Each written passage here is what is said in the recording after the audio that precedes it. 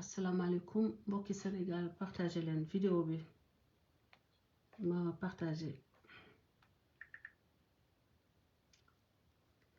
di ziar ñëpp di jaajëfal ñëpp di bëggee képp koo xam ni doomu Sénégal nga gis ngeen de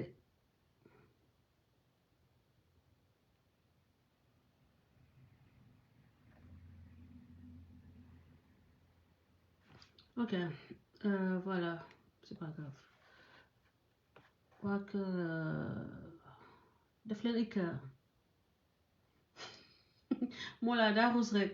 waaye fenkat dañ koy takkal yoxu golo partager leen live bi parce que il faut que définitivement que waa kër Ousmane Sonko ñu xam ni que république bi dañ koo bokk mënuñu ko partager mënuñu ko séddoo lii dañ koo bokk te mieux vaut ñu defar mu rafet mais di fen di kàcc 24 heures sur 24 di jaay di raconter des conneries aux Sénégalais di renforcer la haine entre des Sénégalais la suspicion entre des Sénégalais loolu tax ma ñëw tey yéen xam ngeen ni damay toog 6 mois duma live mais c'est quand c'est important que je viens et il est important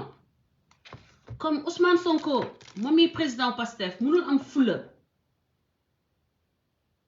muy taxawee recadrer nit ñi nga xam ni dañ koy wutee tour di creuser di attiser la haine entre les Sénégalais di attiser ay rancœur yoo xam ni basé wuñu ko ci dara ci dul ay kàcc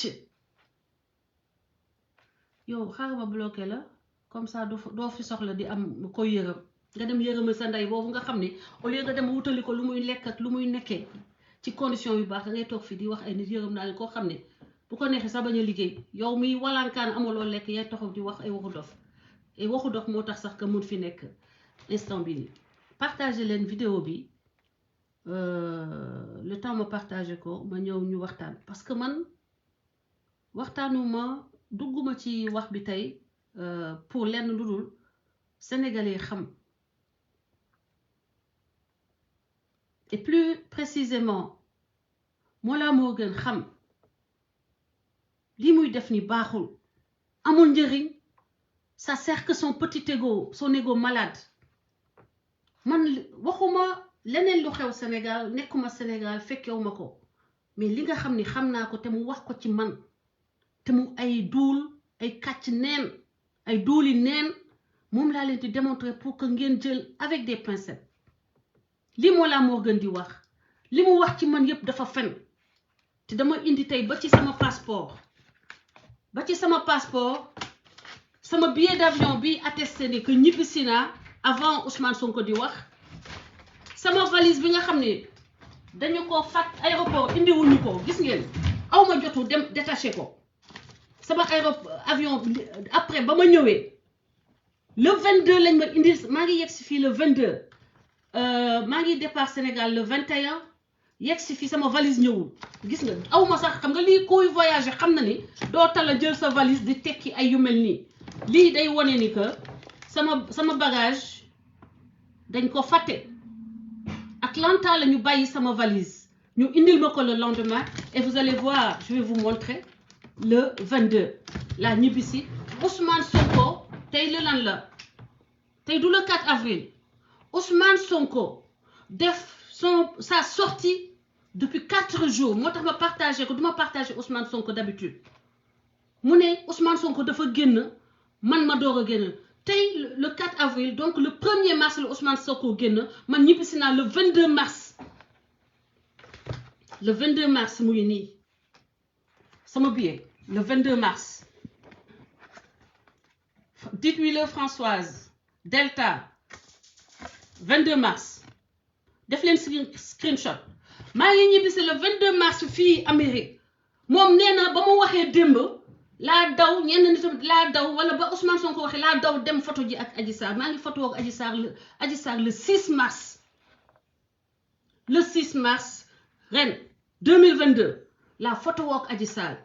ma ñibbisi fii le 22 mars laa tëdd sama lal moom ma weer ko démb mu génnaat ne waaw ba ma waxee la ñu daal di daw dem photo mais c'est-à-dire que maladie mentale bi Ousmane Sonko yow yaa ko am mais ñun amuñu ko on n'a pas besoin de mentir parce que nous ne faisons que défendre. Je ne fais que défendre.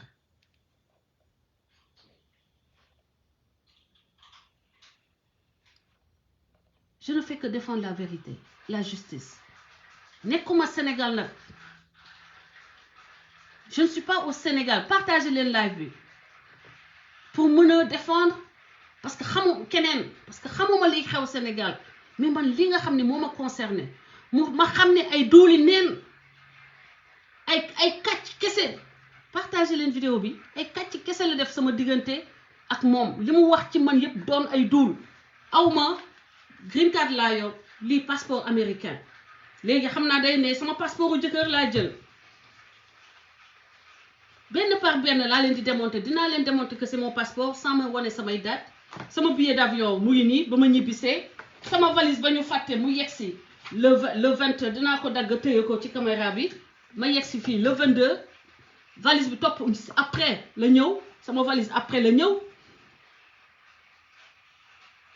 donc pour vous dire que le gars il ne sait rien duul rek lay def day duul di dajale di foowee lu day ni nation di jaxase ay doomu Sénégal kese Ousmane Sonko doomu Sénégal la man dama ko war a défendre quand il doit être défendu et wane naa ko que je l'ai défendu moment boobu moom talu woon loolu de musul défendre Ousmane Sonko ba Ousmane Sonko tolloo fa mu toll nii la rëccee ci gàdd ga parce que xam na ni mënul am kayit Amérique mënul am kayit Canada bi mu nekk di wut pour mu nekk réfugié politique maanaam exactement la Ousmane Tounkara def di tooñ état pour que mu jaaree fa am kayit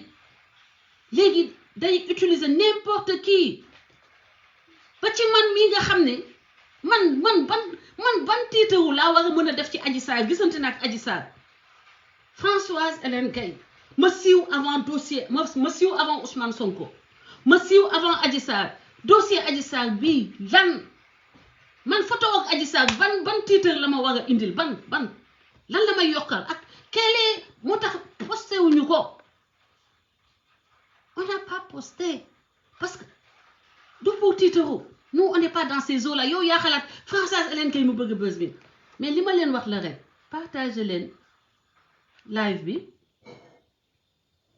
ñu waxtaan démasquer Mollah Morgun une bonne fois pour toutes parce que dafa am tuppe man boo bàyyee ma bàyyi waaye maa la dàq xeex yow amoo équipe ma dama am armée laa yow lu xew ci réseau yi ma xam ko du man ak yow waxuma woon toog sax di wax ak yow mollusque Morgun parce que tu es un mollusque avec ta tête de féticheur béninois là on dirait un sorcier béninois sans cheveux chauve une tête qui ressemble à je ne sais quoi mel ni dangaa sotteeku ay saafara ba sa bopp bi t'as rien réussi de ta vie rien du tout mais il faut choisir tes adversaires parce que man dangay dóol li nga wax yëpp ay kàcc la yow avec ton mara menteur et je vais le prouver dans un instant partage leen live bi Ousmane Sonko, tu peux gagner sans le mensonge. Tu peux faire ta politique sans ces menteurs qui t'utilisent et qui se font des millions. Xolal moo gën ka ko ju ak ka mu yaakaar ci pot yow mi naan ma moytul moo gën te maag moom Amérique fii la ñu nekk moom fii Canada succursale Amérique la ok man ak moom ñoo nekk fii Amérique amul kayit te jigéen lay attaqué na moytu bu baax son dossier d'asile parce que amul kayit lay wut te ay jigéen lay attaqué surtout jigéen boo xam ne présumé victime de viol loolu xajul ci dossier te moom bu ma xamul na ma laajte moom moo ma war a moytu parce que bés bu ma ko jógalee du billet moo ma jafe du fay hôtel moo ma jafe amul lu ma jafe je vais où je veux gis ngeen aéroport la ñuy defee lii ci passeport ñibbisi naa depuis le 22 laaj leen waa comptoir Delta bi nekk Sénégal le 22 mars fekk na ma nekk sama kër ngay duul di dajale ma coincé la une fois nga dellusiwaat yow moo la moo gën di duul encore te dinaa teg say vidéo may ma ba ma pare duulalal ñëpp ba mu des man parce que j'ai pas les problèmes que vous avez de survie awma problème war a xëy par force partagez leen vidéo bi awma problème war a xëy par force su ma neexee du ma xëy du ma dem fenn su ma génnee weccit laay wut argent de poche du àddina moo gudd tànk rek àddina moo gudd tànk ba ma obligé taxaw di war a wax ak ku mel ni yow nee naa la yow ta tête de sorcier béninois là devrait te servir de préoccupation ndax bopp bu attanul karaw attanul réew surtout si tu es entouré de nullards comme toi qui cherchent de l'argent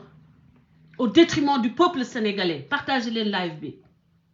dinaa leen tegal lépp léegi bu leen yàkkamti lépp laa leen di tegal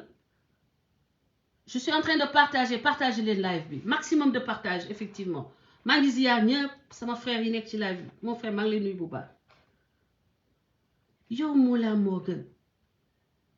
ay nit xool la ba jàppee la procureur bu Pastef nga taxaw yor sa tribunal di joxe ay fausse information di waat billaahi wallaahi tàllaahi man j'ai honte parce que man chrétienne ñemewuma waat te waxuma dëgg ñemewuma wax lu dul dëgg benn ñëw di ko wax au nom d'un homme politique sur une page affiliée à un homme politique ngay fen yoo xam ni même un enfant de 2 ans peut les démonter xamoon ni yaa ngi yàqal Ousmane Sonko ndax sa bëggum buzz ak ña lay di promote seen page yi faalewuñu Ousmane Sonko xamuñu ne que da ngeen di tilimal Ousmane Sonko xamul leen ni que yaa ngeen di créer haine yoo xam ne amul njëriñ ci diggante sénégalais yi non vous êtes c'est-à-dire que avec ku mel ni Mollah Morgun ak ñi ko topp on mesure l'étendue de l'échec de nos hommes politiques sur le plan de l'éducation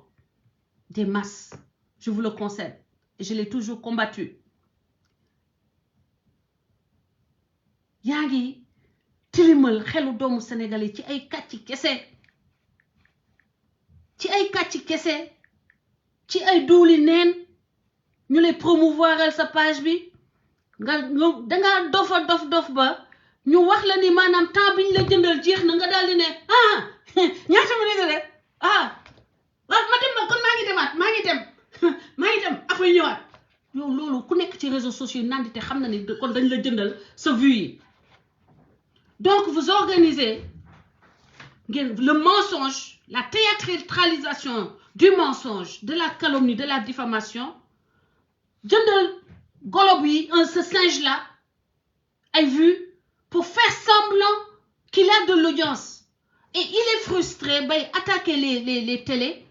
parce que télé yi validé wuñu mensonge am yi mais yow c'est des journalistes tu es jaloux que man dañuy jël sama wax di ko yóbbu parce que je suis crédible c'est ça la différence entre vous et moi c'est la crédibilité parce que ñi ngay fen am nañu moyen vérifier li ngay wax ñi ngay fen encore une fois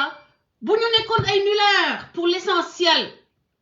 du ñu doon li ñu doon yow nga doon li nga doon maanaam un raté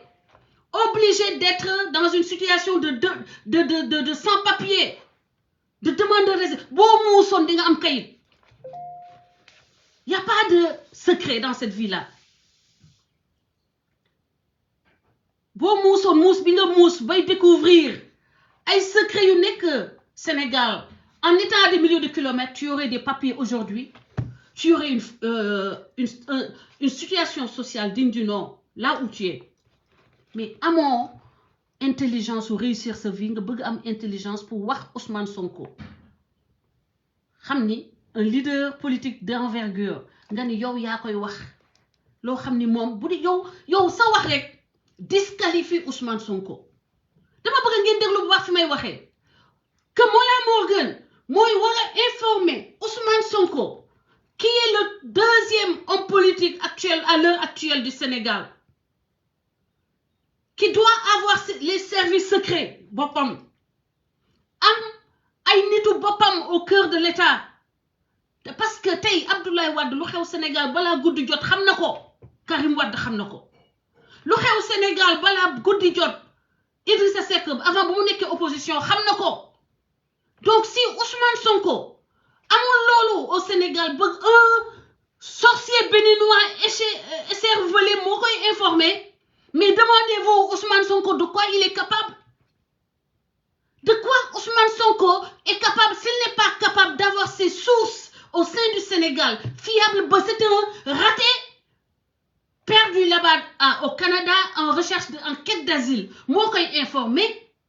Mais mon Dieu, ça veut dire que Ousmane Sonko, effectivement, lui, quand il soupçonnait, c'est Mollah Morgun qui le valide. Moi, il munul yow, mana munul yow, poulaye bay yow réew. Mais soyons sérieux. Un demandeur d'asile au Canada qui va informer un chef politique de premier plan sur ce qui se passe autour de lui, ce qui impacte son devenir, sa vie. Alors là, ça veut dire que c'est l'échec de tout Pastef. Moi, ni Pastef, yéen ñëpp démontrez ngeen à travers Mollah Morgun que vous avez échoué votre projet et que vous êtes des ratés. Parce que si c'est un raté, qui a raté dans la musique, qui a raté à se construire économiquement au Sénégal, qui a raté même son immigration parce que mënul sax am kayit, mooy ñëw di leen wax li nga xam ni mooy impacter directement la vie. Je t'appelais pour te dire que damay dugg live, ok? Dama la doon woowee pour wax ni maa ngi dugg live pour nga avertir panel yi. Mais je suis maa ngi ci direct bi actuellement. Vous ne réfléchissez même pas. Parce que yéen seen posture xam nga lan lay woon sénégalais yi que ni yéen Ousmane Sonko mënut a yor réew, que Ousmane Sonko xamul li xew ci dëkk bi ba ay immigré yoo xam ne ñoom mënuñu xam naka la ñuy wutee yoon bu ñuy amee lu ñuy lekk dëkk dans des appartements miteux ñoo koy informer sur ce qui impacte directement son avenir et l'avenir du Sénégal. Bu amee papier asile la war a am parce que ñun xam nañu les règles de l'immigration. Mënul am déjà dafay gudd rek mais du mën a am tant que créé lu fexewul ba canadien yi gis ni que dafa jotee état Sénégal moo tax waa gouvernement bi duñ ko mës a tontu. Gouvernement bi duñ ko mës a tontu parce que bëgguñu def comment ça s'appelle la jurisprudence Ousmane Tounkara di cokkaas état bi ba am kayit loolu état bi dofuñu ba di ko may. Donc dina cokkaas di fen kenn du génn di ko tontu man mi nga xam ne je n'ai rien à battre, je n'ai rien à perdre may taxaw fii tontu ko jox leen preuve fenam. Léegi damay leen di tegal vidéo mi par benn ne leen partager leen parce que sama téléphone bi mën partager bi nga xam ne tous les groupes les 1001 groupes ñoo ci nekk moom lay defee live xanaa ma taal sama ordinateur. Sama gars yi partager leen ma tegal leen musique ba ngeen partager ba mu yéeg après ma ñëw.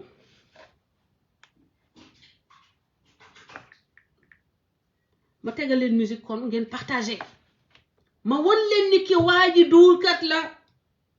et que bu fekkee ne kii mooy informer Ousmane Sonko kii nga xam ni man sama dossier dafa il s'est tu t'es ramassé xam nga lu ñuy wax ramassé Mollah Morgun dangaa dof demal faju ji bu dee dangaa war a ndëpp ñu paasal la mun nga def benn papier boo xam da lay permettre nga génn. Mais nga toog fii di faju di duul di dajale tu te roules dans tes conneries et tu les fais avaler à des jeunes yoo xam ne sont manipulables parce que dañoo bëgg Ousmane Sonko tey y a des gens qui vivent de Ousmane Sonko y a des ratés de la diaspora yoo xam ne tey seen dépense ci Ousmane Sonko lañ koy jëlee donc yéen Ousmane Sonko yaay am les couilles di wax ak say nit régler leen yemale leen imbéciles yi di yàq sa liggéey pendant des années yàgg man dama lii posture bi laa nekkoon ak yow doonu ma la woon attaqué ba ñu nekk di ma saaga ma wëlbatiku di la waxal ak ñoom ñu bañ ma déglu ma mujjee ñëw saaga la yow nee naa la je t'ai demandé pardon et je te dis que je le regrette du sama yëf yeweewu ñu ma noonu sama kii bi dafa déchargé sama ordinateur bi léegi yow dama leen di démontrer duulu Mollah Morgun ne concernant que FSJ may leen moom ma won leen ko nii noir sur blanc parce que démb ba tey ba ma génnee man démontrer que dafa duul que gisuma Adji Sarr encore une fois je vais vous montrer ce qu'il a dit dama leen di montrer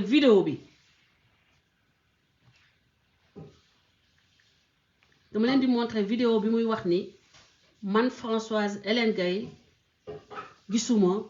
Adji Sarr déglu leen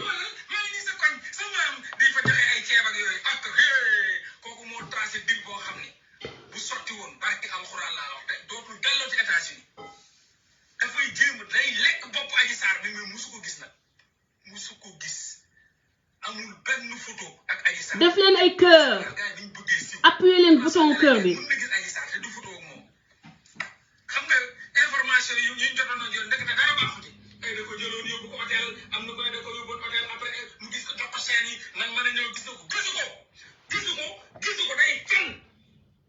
ok foofu la ñuy yem nee na information yi ma amoon ndekete danga baaxu ci nee na Françoise Hélène Gaye la ma doon wax ni dafa dem hôtel gis fa Adji Sarr jox ko ay chaîne ndekete danga du ci dëgg yooyu baaxu ci gisu ko mu waxati leen ni que dama dem këñ Adji Sarr di ko won koñ ñi naan ko xoolal sa koñ a ngi nii xam nga lii mooy un imbécile boo xam ni tu ne prends même pas la peine de suivre les événements kon mooy ni ba ñu koy contacter ba muy am idée ni damay ñëw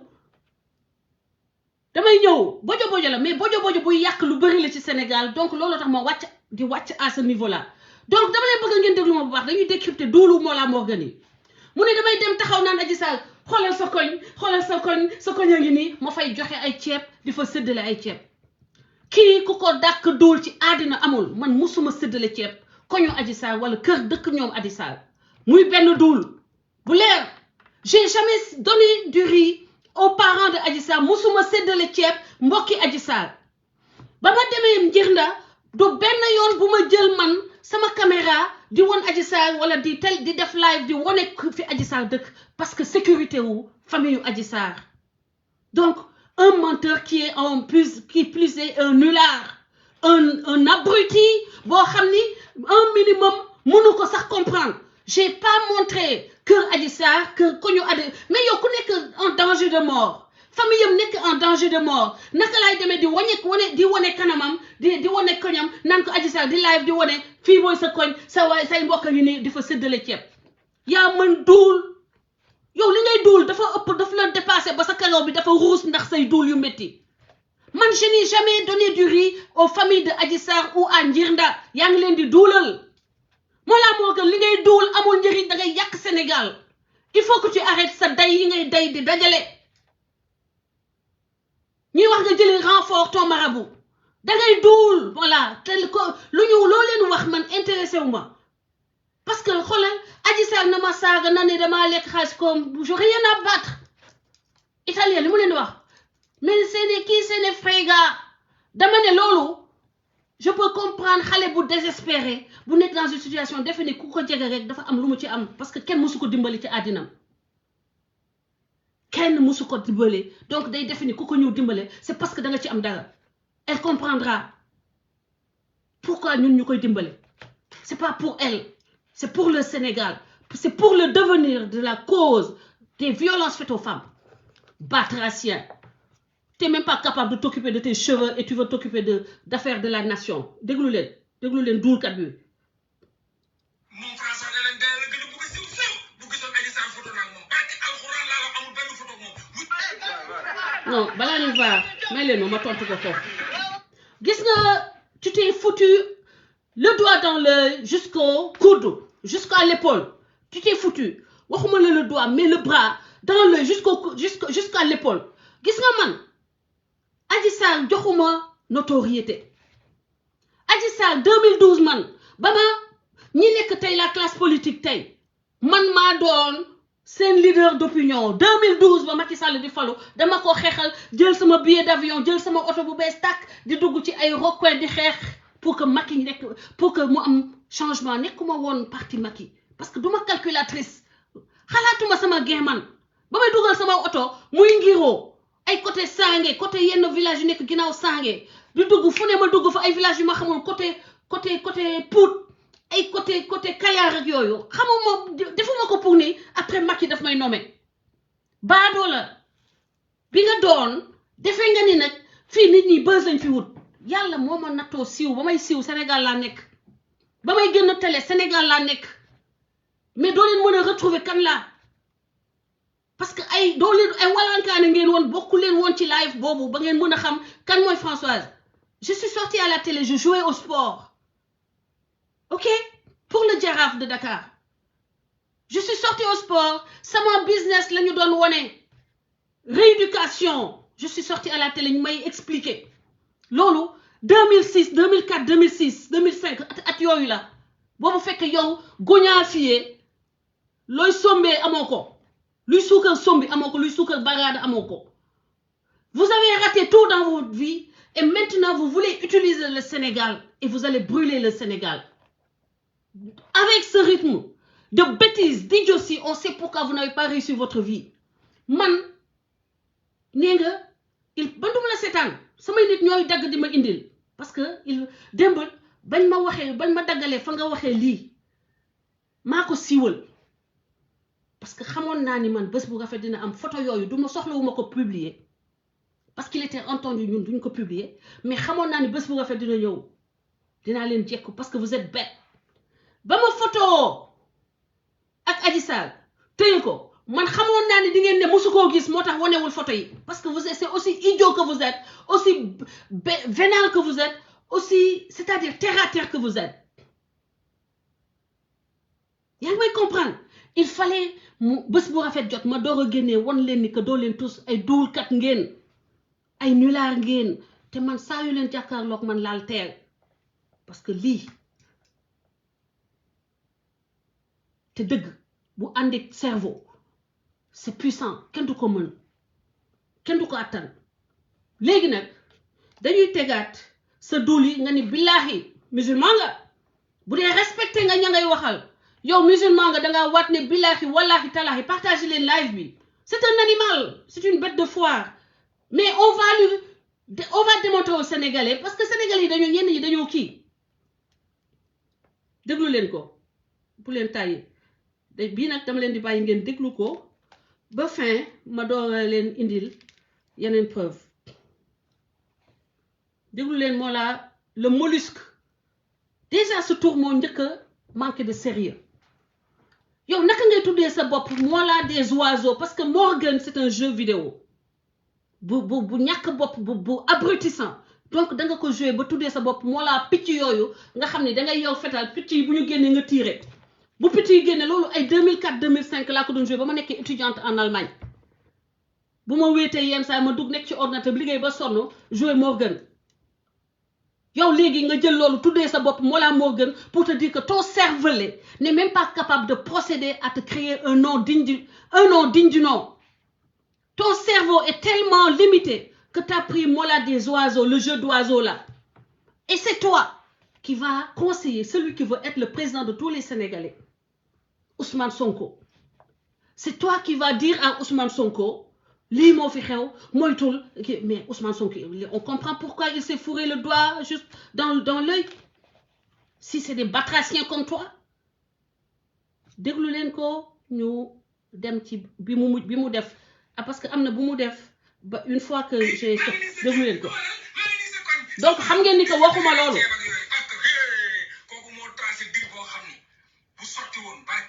dootul dellu Amérique ma wax la ni man fii aljana laa fi am pour que ni man am naa deal Sénégal ba mu gën condition de vie yi ma am fii munul ne xanaa station présidentielle moom peut-être te encore avec tous les problèmes xërëm yi ñu lay xërëm fen yi ñu lay fenal la possibilité ñu rey la defal la coup d'état ak yooyu man sama dund fii moo ma gënal ma war a Amérique man ci aljana laa nekk dégg nga macha allah Sénégal demuma fa parce que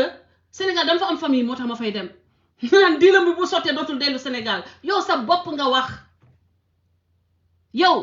yaa mënut a am dara fii ba Sénégal ngay wut dara actuellement mais man wutuma dara Sénégal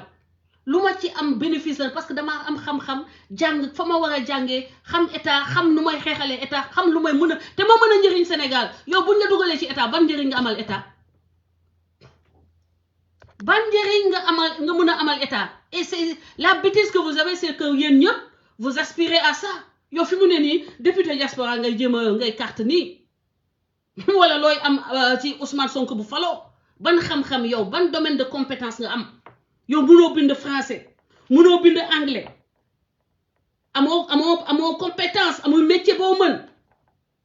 léegi yow ban lan ba ngay tax mooy ngay jël ay doomu aadama di leen sànni en pâture aux loups aux jeunes qui n'ont rien compris contrairement à toi man fii mooy sama aljana du Sénégal fii je suis en sécurité macha allah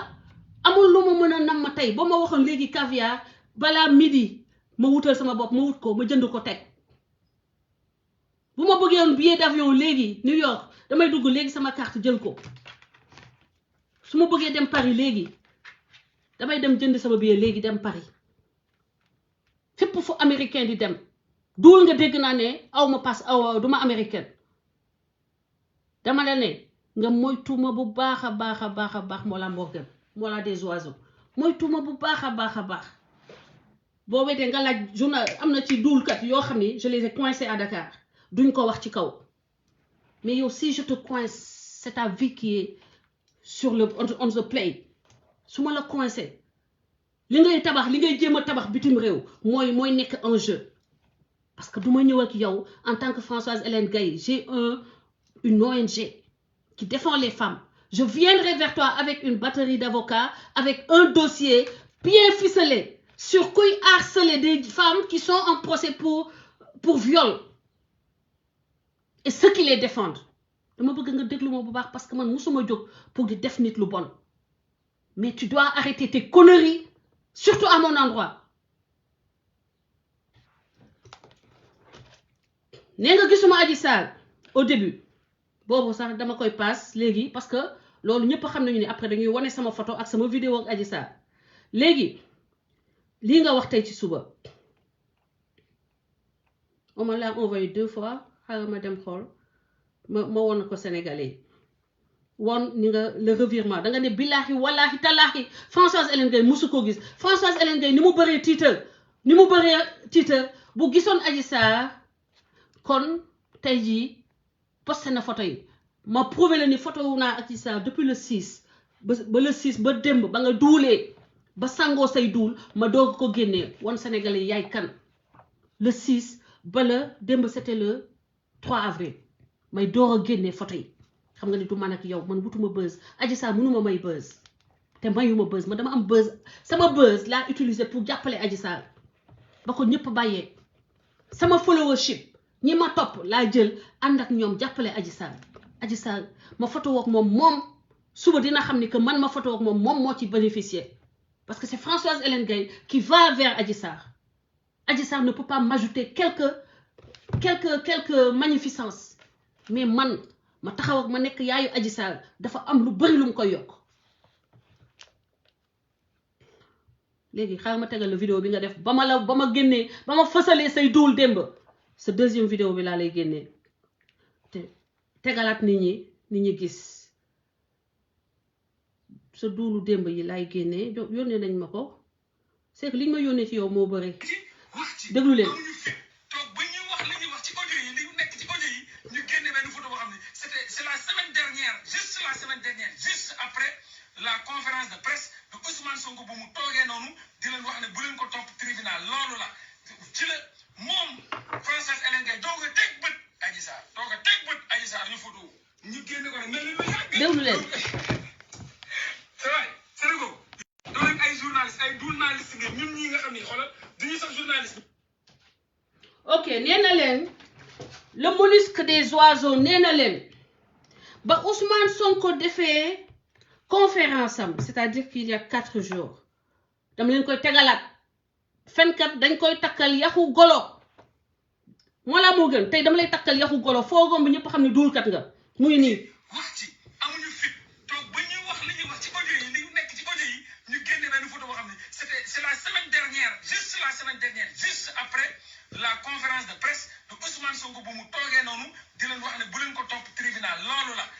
ci la moom Françoise Hélène Gaye doog a teg bët Adji Sarr ñu photo ñu génne ko rek mel ni lu yàgg loolu c'est vrai Sénégal yéen doo leen ay journaliste ngeen ñun ñi Sénégal faale wu ñu sa ndey parce que doo tous xam nañ ko parce que loolu mooy seen liggéey léegi moom nee na Ousmane Sonko ba mu defee conférence de presse am boobu di wax sénégalais yi ni bu leen génn nee na jour boobu partagé leen ma live j'ai même pas eu le temps véritablement de partager dinaa partager après mu ne ba Ousmane Sonko defee live ne Ousmane Sonko a parlé mercredi merci beaucoup Nafi Santana mercredi xaaral génne naa ko pour la première fois ma partager Ousmane Sonko mu ngi nii il y a 5 jours le Ousmane Sonko wax mu ngi nii donc mercredi seen frère seen sœur Ousmane Sonko may def vidéo bu gàtt bi rek pour waxtaan ak yéen ok saafonte ak yéen donc on est d'accord que salaat sama nammeel ci yéen xaw ma depuis kañ nga namm nit ñi te la veille wax nga dama ne mercredi la Ousmane Sonko wax d'accord mercredi c'était le quoi mercredi tey on est 4 mars léegi on est avril xaw ma yéeg mercredi c'était le 30 vous avez vu mercredi mu ngi nii c'est le 30 mars la Ousmane Sonko wax moom démb nee na ba Ousmane Sonko waxee ba pare laa génn sama billet baa ngi nii Delta Françoise Hélène Gaye amul lenn data bu nit mën a sàcc fii à part bi code bi Françoise Hélène Gaye Delta mardi 22 mars le 22 mars lundi 22 mars le 21 la départ le mardi ma yegsi lundi 21 mars la jël avion aéroport Blaise Diagne ma yegsi fii le mardi 22 mars mu ngi ni Françoise Hélène Gaye def leen capture d'écran Françoise Hélène Gaye 18 heures Delta le 22 mars ba ci sama New York Kennedy Atlanta mu ngi ni ba ma yegg New York Kennedy Atlanta après ma def Atlanta Ontario mu ngi ni 22 mars fii code barre bi rek kenn mën a sàcc mu ngi ni Atlanta Ontario mooy aéroport bi gën a jege sama kër ba tey le 22 mars vous avez vu le 22 mars donc laa yegg si sama kër Ousmane Sonko mu ngi def live am le 30 mars moom mu ne leen démb duma leen ko nettali dama leen koy tegalaat fankat nee naa la dañ koy takkal yaxu golo pour mu leer déglu leen li mu wax ba ñuy wax li ñuy wax ci audio yi li nekk ci audio yi ñu génne benn photo boo xam ne c'est la semaine dernière juste après la conférence de presse de Ousmane Sonko bu mu toogee noonu di leen wax ne bu leen ko topp tribunal loolu la ci la moom Françoise Hélène Gaye doog a teg bët Adji Sarr ñu photo ñu génne ko rek mel ni lu yàgg loolu c'est vrai Sénégal yéen doo leen ay journaliste ay journaliste loolu moom da ngay duul daal yow ke duuleur bi yow la mu ngi noonu donc nee na leen fii que teg naa bët Adji Sarr ma tegal leen fi muy waxee ni billaahi wallaahi talaahi Françoise Hélène Gaye mosut a gis Adji Sarr ay Françoise Hélène Gaye bu gisoon Adji Sarr all photo léegi close ma tegal leen fi muy waxee ni mu ngi ni le notre menteur national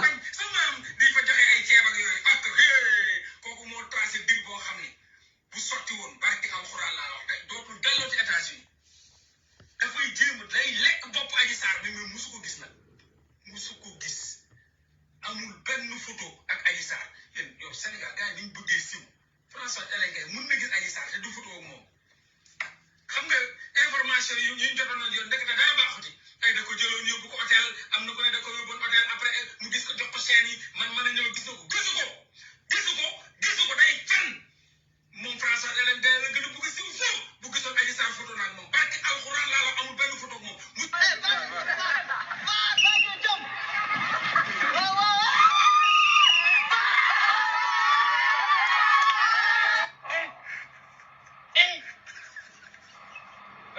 Aujourd'hui aussi, c'est un autre jour. Le monde part en couille. xam nga yaa wax gisuma Adji Sarr nga dellusiwaat ne gis naa ko mais maa ngi ko gis après conférence Ousmane Sonko mercredi le 30 mars fekk na ñibbisi naa Amérique depuis le 22 mars moo ngi nii 22 mars ok nga ni awma passeport américain awma passeport green card laa am fan laa war a nëbb sax ok xam naa man maa ñeme américain yi bay jël sama photo di defal faux passeport de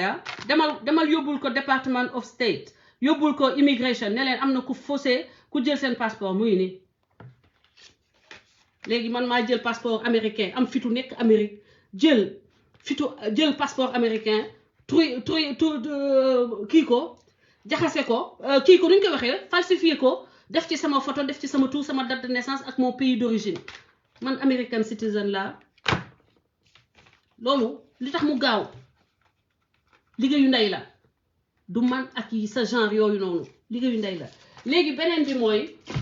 sama valise xaaral sama valise bi dama leen koy zoomal lii mun ngeen ko jël parce que amul benn loo leen di kii dama leen di won non teewul sax ma leen koy zoomal bàyyi ma dagg ko indi ko won leen ko xam naa mosoo voyager lu bëri nag ba nga rëccee Sénégal nga ñëwatul gis nga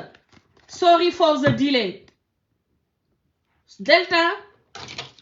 Delta moo ma yónnee sama valise gis nga def ci sama identifiant def pardon pour le retard parce que ba ma yegsee aéroport sama valise bi dañ ko fàtte Atlanta dañ ko fàtte moon yéegal ci avion bi ñu yónnee ma sama avion sama kii bi un jour après lañ ma ko indil ba sama kër screenshotal mu ngi nii yàlla def na sax waa ji bàyyil na ma message waa ji doon livré sama valise bi daf ma defal message audio parce que dafa ñëw sama kër fekk man maa ngi dem dox sama soxla fekk na mu woon naa shopping dem di taxawaalu ana kii ba audio ba parce que le gars il m'a laissé un audio hi Françoise dégg naa ko muy jéem a wax Françoise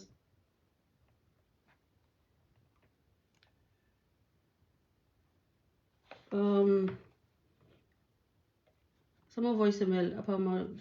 dafa effacé mais waa ji sama jëkkër moo ko recevoir mais def naa war na sax bàyyi message 300 benn numéro 300 et quelque mu ngi nii message baa ngi nii capturé leen ko hi mu nee na ma hi this is William calling from Delta Airline baggage delivery I'm on my way to you now I should be about 20 to 30 minutes please text me back that you got this message mu ngi nii donc c'était le ban date le 23 maa ngi yegsi le 22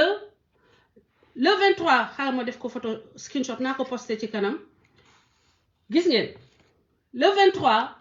agent Delta bi yónnee na ma message pour wax ma ni maa ngi ñëw di la indil sa valise le 23 mars parce que le 22 laa yegsi ñu fàtte sama valise Atlanta d'accord pour vous dire quelqu'un qui est capable de vous mentir comme ça de leen billahi wallahi talahi Pilay walay talahi Françoise Hélène Gueye musut a gis Adji Sarr mu wëlbatu ne leen waaw ba ñu waxee noonu ba Ousmane Sonko waxee ëllëg sa la daw daal di dem photo ak Adji Sarr maa ngi photo ak Adji Sarr le 6 mars et je vais vous montrer les preuves le 6 mars mooy jour bi ma rencontré waa CODAS def ak ñoom le bureau DWCR parce que ñun suñu xeex yemul ci Adji Sarr defuñu ko pour rien que la tête de Adji Sarr wala contre Ousmane Sonko c'est une bataille de principe c'est une bataille de principe et on l'a fait au nom de principes qui ne seront jamais changés no matter what whatever moom mu def moom Adji Sarr moom la concerné mais ñun suñu xeex on reste fidèle à ce combat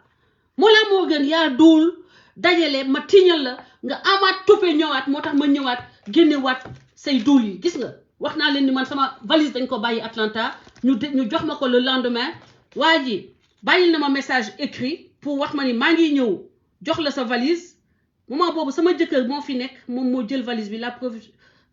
daf ma ne woo naa la jotuma la te am na audio boo xam ne mu ngi ci sama système boo xam ne waa ji mu ngi may wax man la li mu ma wax nii la wax ci audio boobu pour wax ma ni maa ngi ñëw jox si la sa valise defal tout nga nekk sur place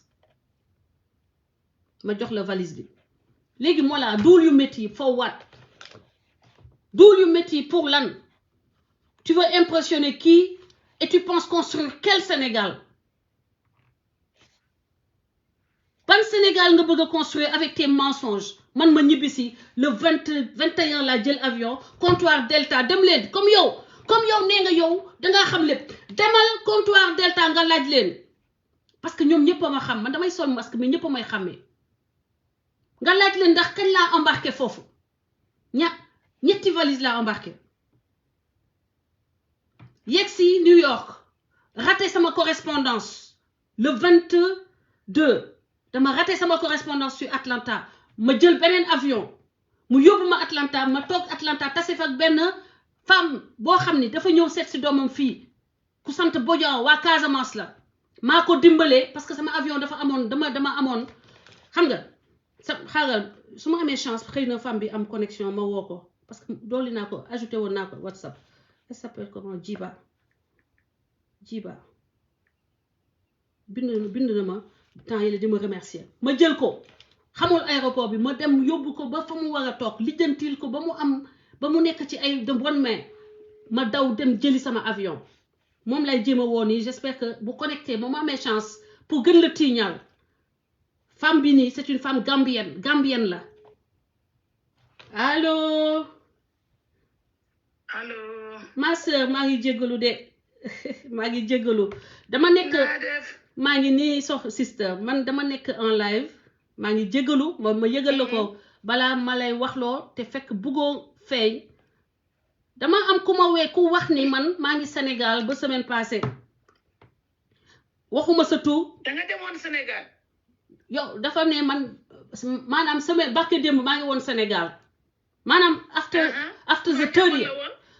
man yow kañ nga mag yow kan lañu bokk avion bokk place ma yóbbu la ba sa ma dimbali la ba nga mën a ñibbi dem seeti say doom ban jour lañu tase mag yow kooku moo ne yow yaa ngi Sénégal waaw am na ku wax ni man maa ngi woon Sénégal ba barke démb daanaka parce que Ousmane Sonko mu ngi def vidéo am le 30 moom nee na ëllëg sa laa dem gisi Adji Sarr ma bëgg rek nga wax te yàlla tax kañ nga ma gis aéroport kañ laa bokk ak yow place dama bëgg yow nga waxal ñëpp dégg la kañ laa bokk ak yow avion bokk ak yow place après ma dimbali la aéroport Atlanta ba nga am xam fan ngay jëlee avion pour dem seeti sa doom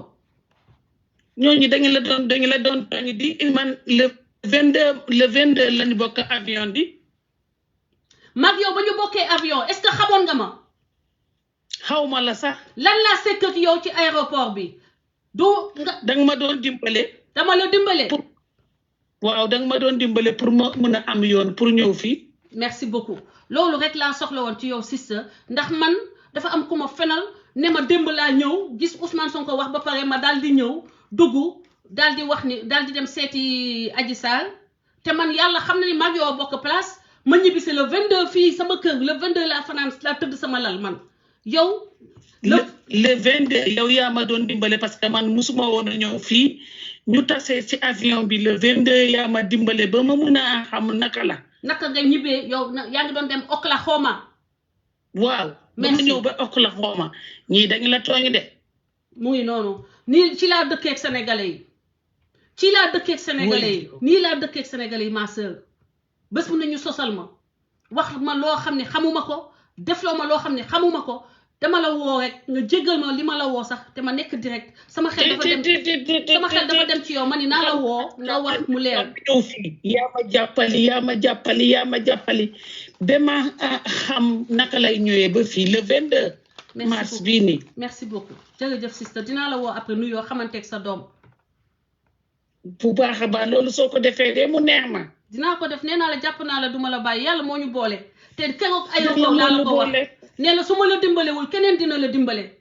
te su ma la dimbale tey maa ngi garanti sama bopp ëllëg yaa ma war a dimbale ba ma xam yoon aw ma benn problème ba ma egsi nii ni ma egsee nii si jàmm merci beaucoup man loolu dama ko def tey yàlla tax